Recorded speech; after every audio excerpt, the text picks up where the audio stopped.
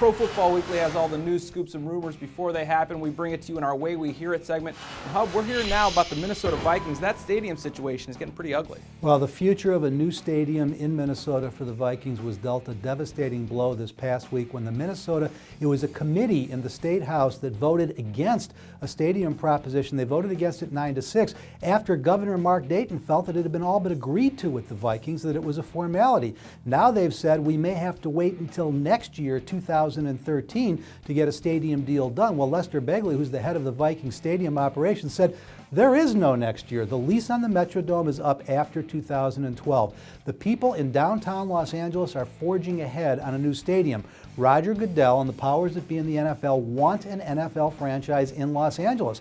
They don't want to penalize Minnesota. They're not picking somebody to pick on here, but the bottom line is if the Vikings don't have a deal and there's no deal on the horizon, they have suddenly become the heavy favorite to be the next NFL team in Los Angeles. Haven't we been hearing about this problem with the Vikings all the way back to the Red McComb days? Well, it goes all the way back there, but nobody has handled it better than Zygi Wilf and the Wilf family. They've never threatened. They've said we want to be in Minnesota, even though Los Angeles would clearly be more lucrative for them. They've done everything they can to make a deal here. This deal that got struck down was a $995 million deal, of which the Vikings and the NFL were going to come up with $478 million.